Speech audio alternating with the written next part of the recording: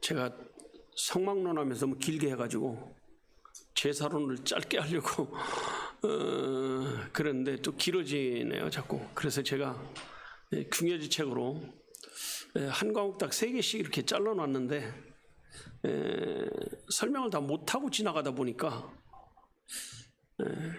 또 어떤 분들은 설명을 좀 잘해달라고 하고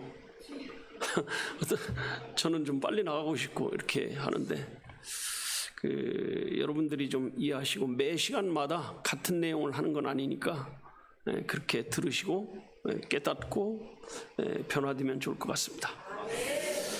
지난 시간에 잠깐 말씀드렸지만 모세오경에서 창세기는 천지가 어떻게 창조되었는가, 세상이 어떻게 생겼는가 나온다면, 출애굽기는 이스라엘 백성들이 어떻게 구출을 받았는가에 대한 것이고, 레위기는 구원받은 하나님의 백성들은 교회에서 어떻게 하나님을 섬기는가, 제사법에 대해서 나오고, 민수기는 백성들은 그 삶을 어떻게 살아야 되느냐 하는 것에 대한 것이고, 신명기는 모세가 죽기 전에 마지막으로 3편의 설교를 한 것을 기록해 놨습니다.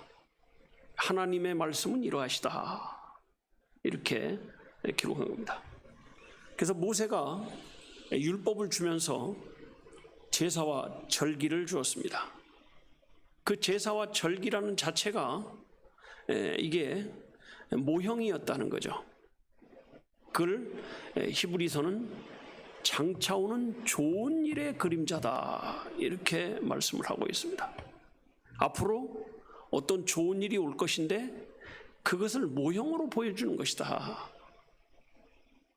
이렇게 히브리서가 기록하고 있습니다. 여러분, 그 당시뿐만 아니라 지금도 그렇죠. 가장 좋은 일은 뭘 것 같아요? 가장 좋은 일이 뭐예요? 몰라요. 가장 좋은 일이 뭐예요? 구원받는 거죠, 사실.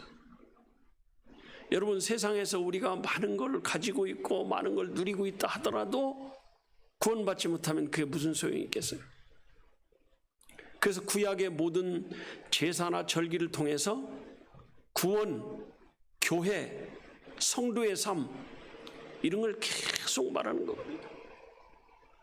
그래서 구약의 제사가 그냥 제사를 드리는 게 아니고 그 제사를 통해서 앞으로 그리스도가 오면 어떻게 우리에게 제물이 되어 주실 것인가, 이걸 보여주는 거거든요. 예수님을 보여주는 거다, 이렇게 볼 수 있습니다. 그러니까 여러분, 한 번만 더 보겠습니다. 요한복음 1장 29절에 보면, 한번 띄워줘 보세요.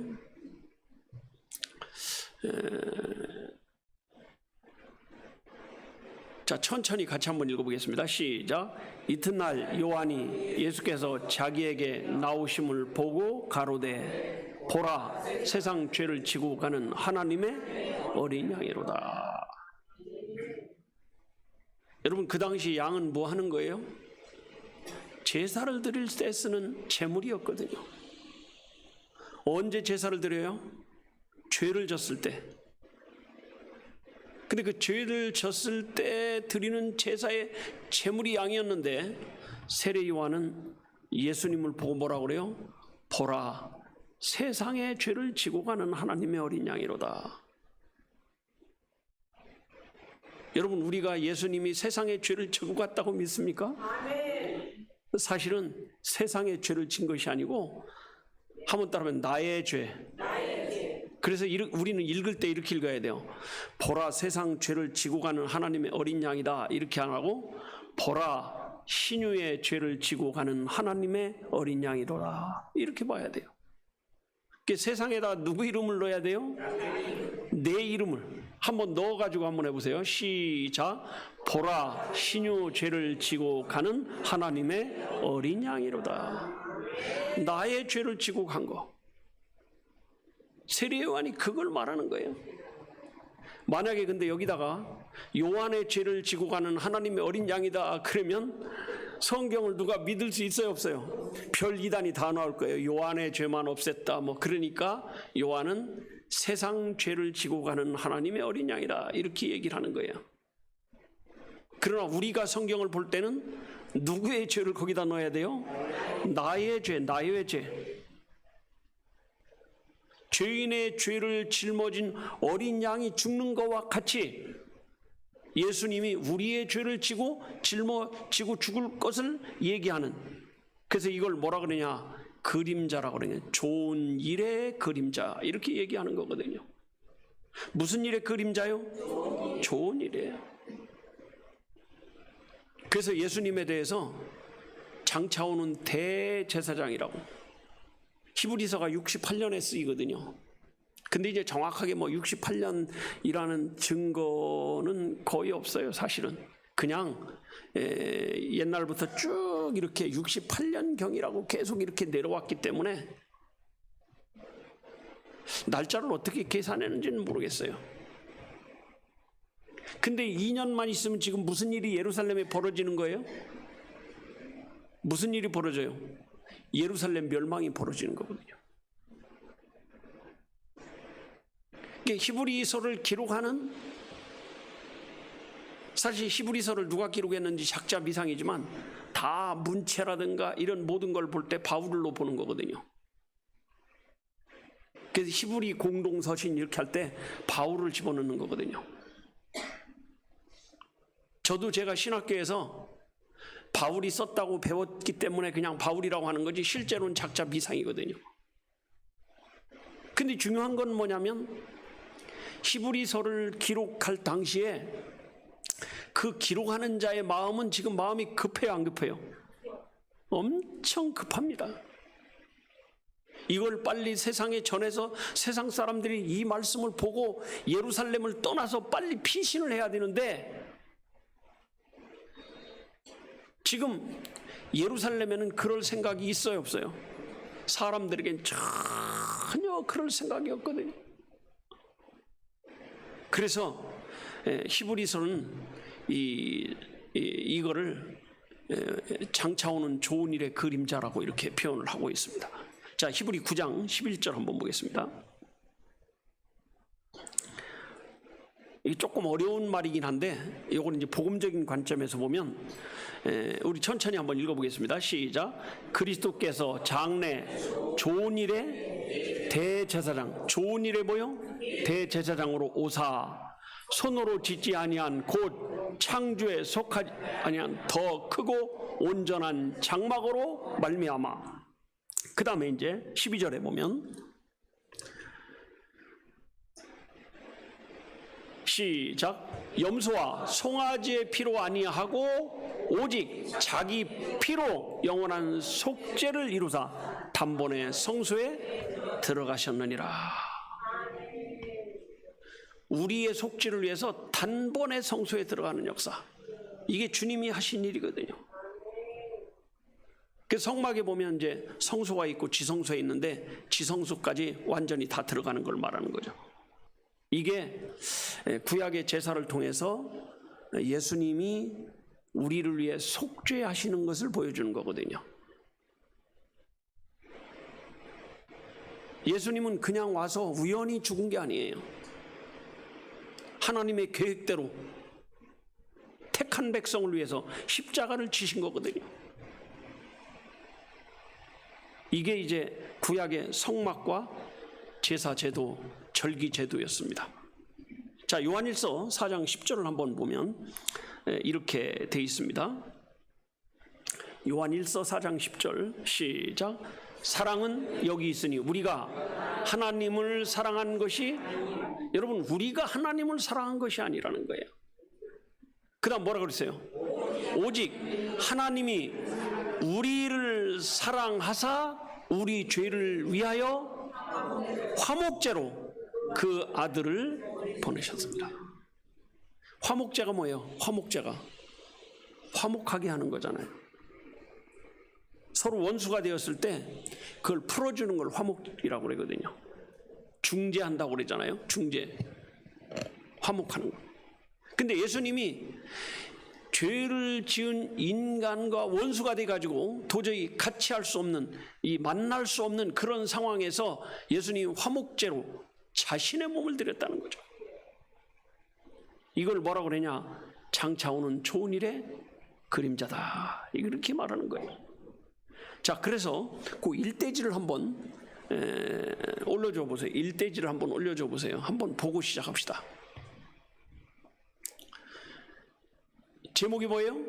제사는 장차오는 좋은 일의 모형이다. 첫째, 시작. 장차오는 좋은 일은 예수님의 십자가의, 장차오는 좋은 일이 뭐냐? 예수님의 십자가의 구속이라는 거죠. 두 번째, 시작. 장차오는 좋은 일은 우리의, 여러분, 좋은 일, 장차오는 좋은 일은 우리의 구원이에요. 세상에서 아무리 잘 살면 뭐 할 거예요? 권세? 아이고, 저거 얼마나 가겠어요? 미국의 대통령 지낸 사람들 다 죽었습니다. 한국의 대통령 지낸 사람들 3명 살아 있어요? 다 죽었어요. 시간 되면 다 갑니다. 권세도 필요 없고요. 죽을 때는 돈도 필요 없고요. 제가 죽음 앞에 서봤잖아요. 죽음 앞에 딱 섰을 때는 내가 과연 상을 받을 수 있을 것이냐 못 받을 것이냐 이거밖엔 생각나지 않습니다. 그 다음 세 번째, 장차오는 좋은 일은 신약에 세워질 교회와 예배. 장차 오는 좋은 일은요, 신약에 세워질 교회, 그리고 그 교회를 통해서 예배하는 거거든요. 네 번째, 시작. 장차 오는 좋은 일은 성도들의 삶을 말하고 있다. 장차 오는 좋은 일이 우리의 구원입니다. 자, 히브리 7장 25절 한번 보겠습니다.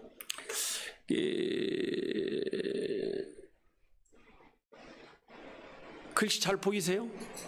네, 시작. 그러므로 자기를 힘입어 하나님께 나가는 자들은 온전히 구원하실 수 있으니 이는 그가 항상 살아서 저희를 위하여 간구하심이라.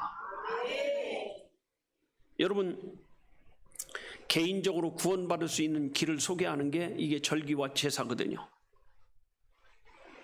그리고 이제 처음에는 예수님을 소개하고 두 번째는 구원받은 사람을 소개하는 거예요. 구원받은 사람이 레위기를 이렇게 읽으면, 복음적인 관점에서 읽으면 감동이 되는 거예요. 근데 구원받지 못한 사람이 레위기를 읽으면 너무 재미가 없는 거죠. 여러분이 레위기를 읽으면서 하품이 나오고 도대체가 이게 뭔 말인지 모르겠다 그러면 문제가 좀 있는 거죠, 사실은. 이걸 보면서 예수님이 이런 십자가를 위해서, 나를 위해서 죽으시는 것이 여기부터 벌써 기록되어 있네. 그래서 제사에 대해서 또 절기에 대해서 그 그림자를 설명하고 모형을 설명할 때 나의 구원에 대한 것을 이해할 수 있다면 너무 좋은 거죠. 근데 구원받지 못한 사람이 들으면 이해가 안 되는 거거든요. 왜 죽는데? 그냥 살려놓으면 되지. 이렇게 생각이 되는 거거든요. 그래서 예수님도 마태복음 13장 9절에 보면 뭐라고 말씀하시냐면 귀 있는 자는 들으라. 뭐가 있는 자요? 그 귀 없는 사람이 어디 있어요? 말귀를 알아듣는 귀를 말하는 거예요. 복음은 아무나 듣지 못합니다.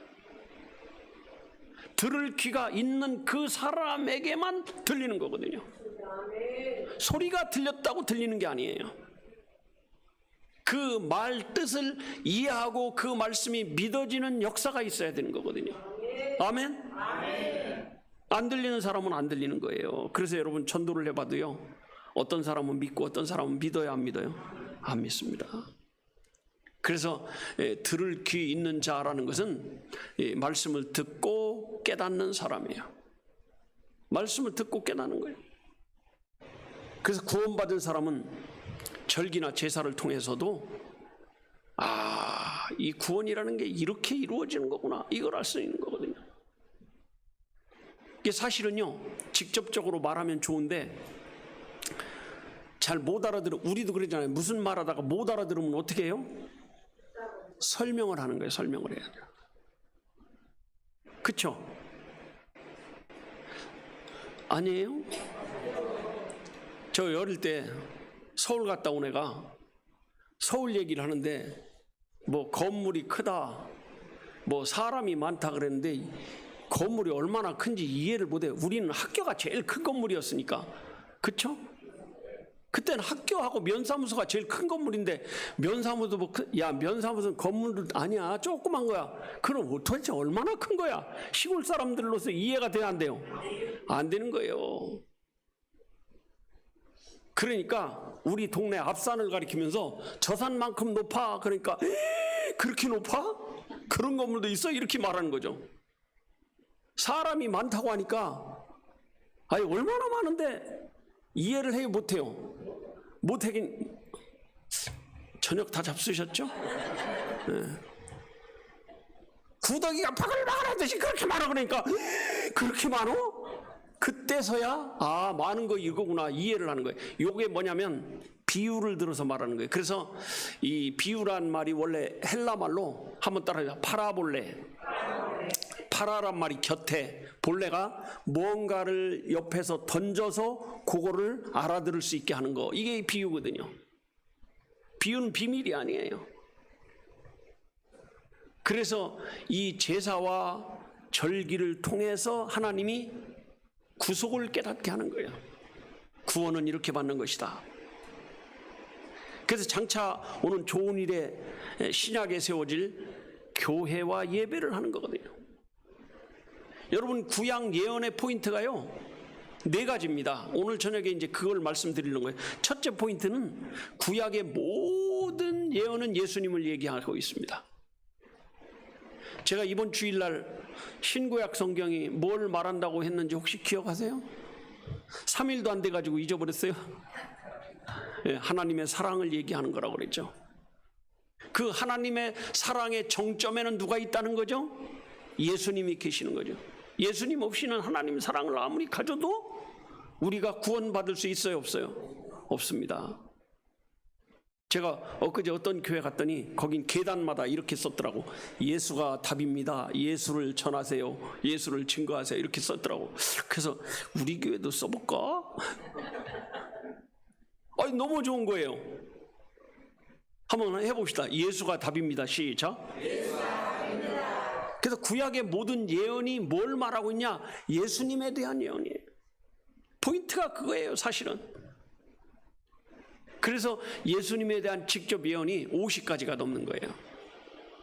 한 가지만 나와도 대단한 건데 50가지가 넘습니다. 베들레헴에 날 것이다, 처녀가 잉태할 것이다, 십자가를 질 것이다, 부활할 것이다, 승천할 것이다, 뭐 별의별 것이 다 이루어졌는데 문자대로 이루어졌거든요. 그러면 예수님이 오시고 예수님이 십자가 지시고 예수님이 부활하고 예수님이 승천하는 모든 것이 다 문자대로 됐으면 재림은 비유로 되겠어요? 문자로 되겠어요? 문자로 비유로? 문자로 되는 거죠. 다른 게 다 문자로 그 말씀대로 됐으면 재림도 말씀대로 돼야 안 돼요? 말씀대로 되는 거예요. 문자대로 되는 거예요. 이단들이 그 문자를 잘 모르니까 이사야 53장 2절에 보면 이런 말이 나와요. 그는 흠모할 아름다운 모양이 없다. 그러니까 이거를 예수님은 못생겼다 이렇게 말해요. 예수님이 못생겼을 것 같아요? 잘생겼을 것 같아요? 아니 엄마가 멋있고 아빠가 멋있는 데서 거기서 5층에 떨어진 호박처럼 생긴 애가 나오겠어요? 안 나오겠어요? 절대 그렇게 안 나오죠. 그 마리아가 이쁜데 마리아 아들이 못생긴 아들이 나올 리가 있어요? 없어요?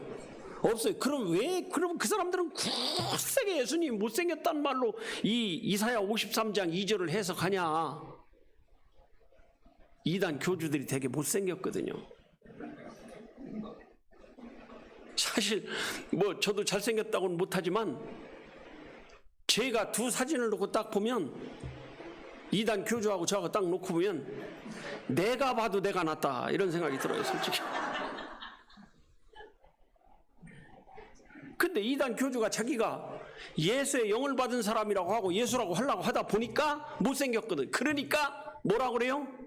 큰 모양도 풍채 없다는 것은 예수님은 못생겼다, 이렇게 해석을 해버리는 거예요.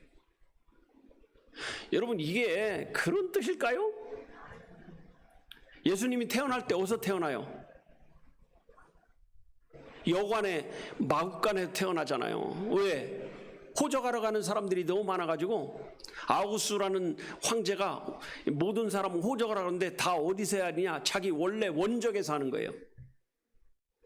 그러니까 이사간 사람들이 다 와야 되는데 여관이 없어요. 그런데 임신한 상태로 가야 돼요.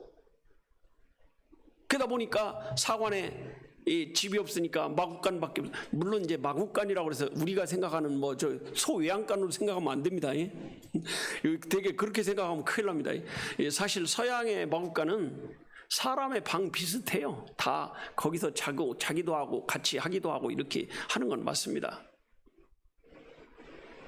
그러니까 원래 예수님이 만왕양으로 태어나려면 최소한도 어디서 태어나냐? 왕궁에 이런 데서 태어나야 되는데, 그러니까 이 동방 박사들도 어디로 가요? 베들레헴 그 궁전으로 간 거잖아요. 그게 맞는 말인데 인간이 생각할 때는, 근데 예수님은 마구간에서 태어났거든요. 그러니까 그는 흠모할 만한 아름다운 뭣도 없다? 모양도 없다. 이렇게 말하는 거거든요. 그걸 뭘 잘생겼다 못생겼다. 그래서 또 이제 물어봤어요. 야, 왜 이렇게 잘생겼다 못생겼다 하냐 그랬더니 30대 먹은 사람이 50대처럼 보였다는 거야. 그래서 아니 왜 30대가 50대처럼 보이는데 성경에 또 그런 말이 있더라고요. 그거 한번 찾아볼까요? 자, 기가 막힌 걸 얘네들은 한다니까. 자, 요한복음 8장 56, 57절 한번 보겠습니다.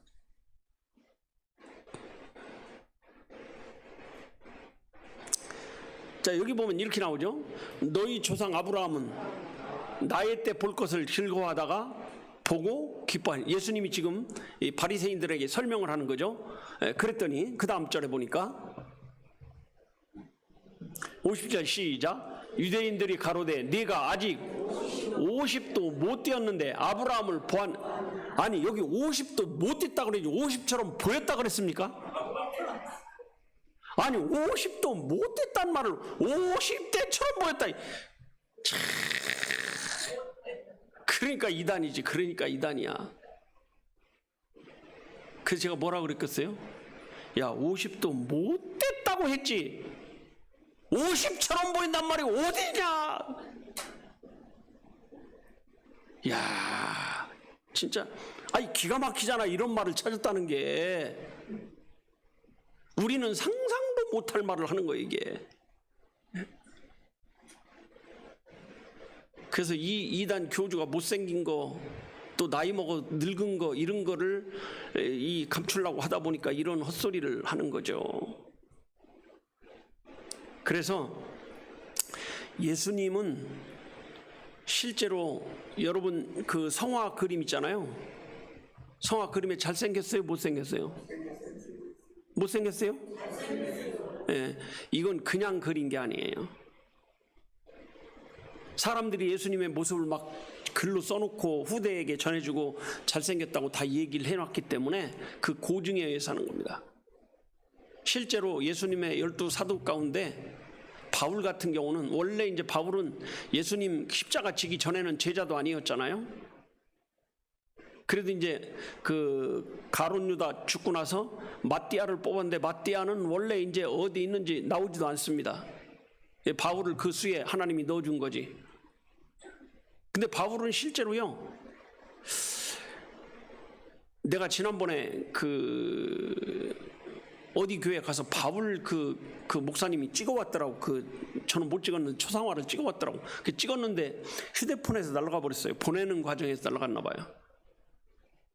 한번 보여주려고 그랬는데, 여러분한테 보여주려고 그랬는데, 바울도 그냥 아주 못 볼 만큼 못생기지는 않았습니다. 그러나 분명한 것은 여기 대머리 없죠? 머리 다 앞에 없고 그 뻐정리 나고 턱 주걱턱이고 다 이렇게 생겼어요. 그 바울은 딱 봐도 이 사람은 좀 안 생긴 사람이다 이런 생각이 들 정도로. 이게 그냥 그렸을까요? 아니면은 뭔가 고증해야 했을까요? 고증해야 하는 거죠. 그냥 그리지 않습니다. 그래서 구약의 포인트가 뭐냐? 예수 그리스도예요. 두 번째는 구약 예언이 전부 다 뭘 초점을 맞추고 있냐? 신약의 교회 세워질 거에 대한 초점이에요. 한번 따라보세요. 교회에 대한 예언. 그래서요, 구약의 모든 사건이나 모든 일이나 이런 모든 것이 신약의 교회가 세워질 것을 예언하고 있습니다. 여러분, 이방인이 돌아올 것이, 이방인이 왜 돌아와요? 이스라엘 사람들은 이방인을 사람 취급도 하는데 왜 돌아오냐고. 그게 있을 수 있어요, 없어요? 없습니다. 그래서 이방인이 돌아온다는 말이라든가 이런 말이 전부 다 뭐에 대한 거예요? 신약 교회에 대한 얘기거든요. 이사야에서 보면 요거 한 절만 봅시다. 이사야 2장 2절 한 절만 봅시다. 뭐 계속 볼 것이 많은데 이거 하다 보면 저녁에 뭐 집에 못 가니까, 자, 시작.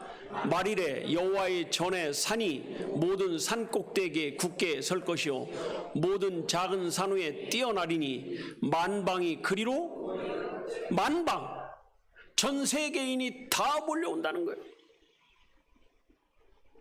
이거는 있을 수 없는 일이에요. 이거는 뭐에 대한 예언이에요? 교회에 대한 예언이거든요. 우리가 원래는 히브리인이 아닌데 지금 예수 믿고 구원받았잖아요. 이게 만방이거든요. 예루살렘 성전에 다 몰려가는데 여기 그 여호와의 전의 산이 뭐예요? 시온산이거든요. 여기 어떻게 안 믿는 사람들이 갈 수 있냐 이거죠. 이건 신약 교회를 가리키는 거지. 그래서 이 에스겔 선지자가 에스겔 47장에 보면, 이건 오늘 저녁엔 읽지 않겠습니다. 다음에 시간 나면 한번 읽겠습니다. 성전 문틈에서 물이 나오기 시작하는데 조금씩 나오더니 흘러가더니 나중에는 이제 발목을 잡히더니 그 다음에 무릎까지 가더니 그 다음에 배까지 가더니 그 다음에 능히 건너지 못할 강이 돼버리는 거죠. 복음이 전 세계로 막 흘러갈 것을 여기 가르치고 있습니다. 그 당시에는 이 말을 이해했을까요? 못했을까요? 못하는 거죠. 전 세계에 이루어진 일을 보니까 그렇구나. 그 구약의 포인트가요, 교회에 대한 얘기. 세 번째는, 구약의 포인트는, 세 번째는 예루살렘 멸망에 대한 예언입니다.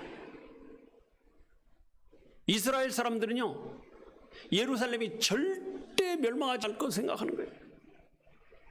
그 전쟁이 나니까 도망갈 생각을, 예수님은 뭐라고 그랬어요? 멸망에 가증한 것이 거룩한 곳에 선 것을 보거든 너희는 어디라? 산으로 도망하라, 이렇게 했거든요. 근데 이 사람들은 로마에서 쳐들어와가지고 전쟁이 나니까 도망을 가야 되는데 전부 다 어디로 가요? 성전으로 들어가 다 죽어버린 거예요. 2만 명 정도 들어가면 꽉 찰 그런 성전에 100만 명이 들어갔으니까 어떻게 되겠어요? 20배가 들어갔는데 다 죽임을 당하는 거죠. 근데 더 기가 막힌 것은 예수님이 뭐라고 그랬어요? 돌 위에 돌 하나도 남지 아니할 것이다. 여러분들이 이제 예루살렘에 가본 분도 있지만 못 가본 분도 있으니까 말인지만, 예루살렘 성전을 쌓을 때 제일 큰 거는 그 돌 하나 무게가 5톤 정도 간대. 5톤 정도.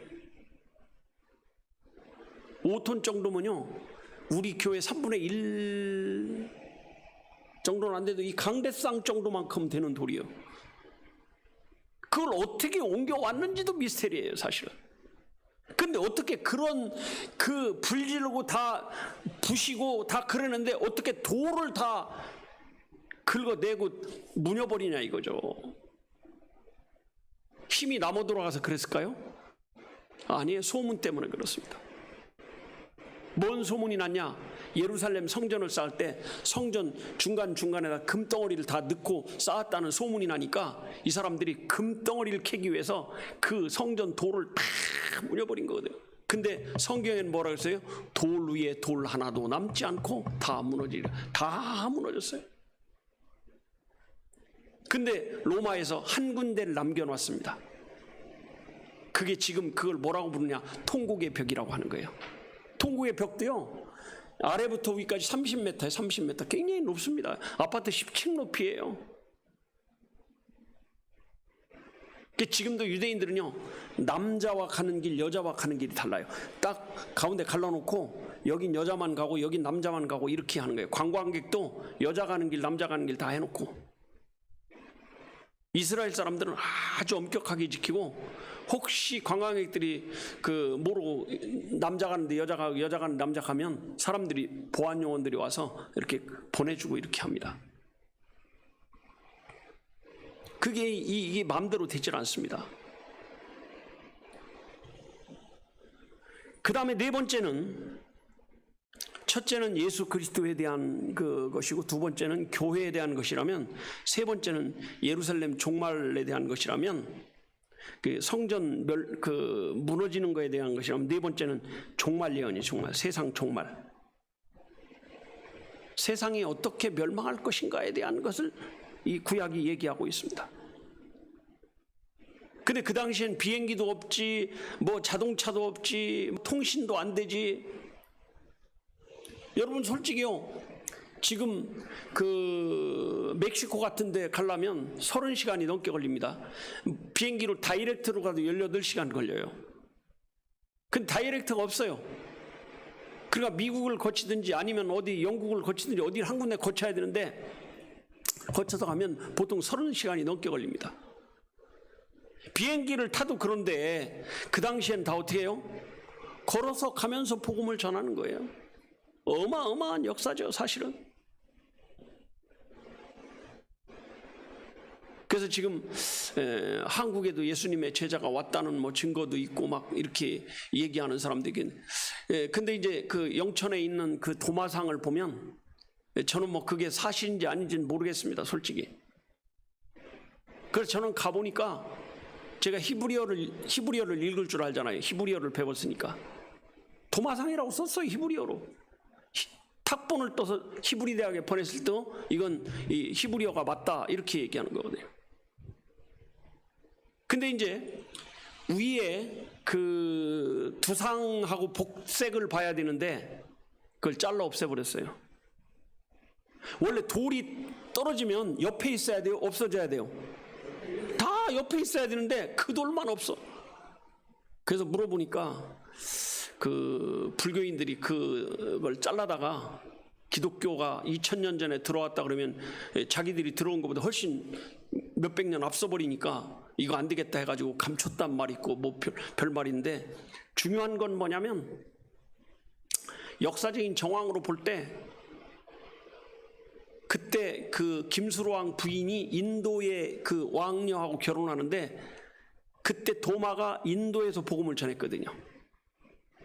그래서 그 사람을 따로 들어왔다는 설이 유력해지는 것도 있어요. 근데 지금 우리나라에서 서로 반대하는 사람, 뭐 옳은 사람 그런데, 저는 솔직히 그렇습니다. 지가 봤냐 이거야. 보지도 못했으면서, 나도 못 봤으니까 말 못하는 거지만, 분명한 것은 토마가 왔다 갔으면 우리나라는 기독교 150년이 아니라 2000년이라는 거죠.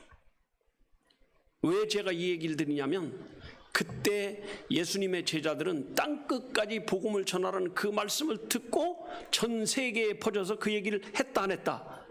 했다는 거죠. 그래서 이제 장차 오는 좋은 일은 성도의 삶을 가르치고 있습니다.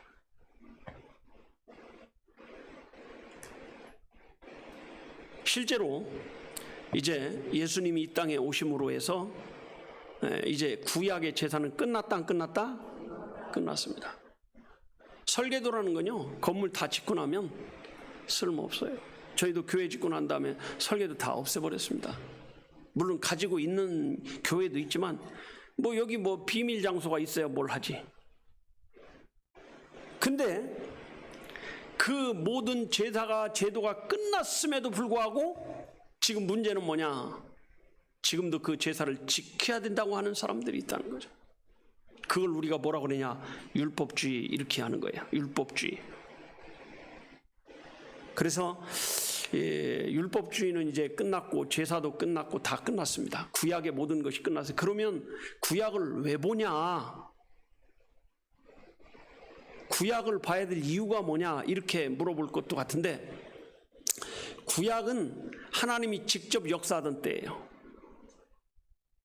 신약은 영적으로 보이기 때문에 지금 하나님 보여요, 안 보여요? 안 보여요. 직접 역사하는 게 있어요, 없어요? 없어요. 주일날 빠진다고 해서 뭐 다리몽댕이 분질러지고 이런 사람 없습니다. 구약에는요, 주일날 빠졌다면 다리몽댕이 부러진다니까요. 누구 흘겨보면 눈 찢어진다니까요. 실제로 하나님이 그렇게 해버리니까. 그러니까 모세 누나하고 형하고 모세가 그 구수 여자하고 결혼했다고 비웃다가 어떻게 했어요?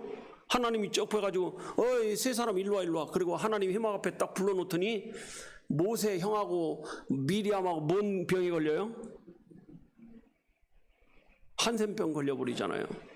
직접 역사를 하는 거예요. 그러니까 꼼짝을 못했어요. 구약 성경을 많이 보는 사람은 믿음이 좋을 수밖에 없는 거냐면, 왜 그러냐면 구약에는 하나님이 직접 역사를 했기 때문에 이때 하나님이 사랑했구나, 이때는 하나님이 도와줬구나, 이때는 하나님이 버렸구나, 이때는 하나님이 모른 척 했구나. 그러면 내가 구약 사람들의 삶의 모습 가운데 어떤 모습인가를 딱 보면 하나님이 지금 나에 대해서 어떤 생각을 하고 있다는 걸 우리가 짐작할 수 있어요, 없어요? 짐작할 수 있거든요. 그래서 구약 성경이 중요한 거예요. 그래서 구약을 한마디로 말하면 하나님에 대한 에피소드, 이렇게 말할 수 있어요. 하나님이 어떤 분이라는 걸 보여주는 건 구약이 정확하거든요. 그래서 구약을 우리가 보는 거예요. 아멘? 그래서 이제 번제가 뭐냐 이걸 하는데, 오늘 세 번째인데 다음 주에는 번제는 어떤 제사인가, 이제 본격적으로 번제에 대해서 이제 강해를 하려고 합니다. 기도하겠습니다.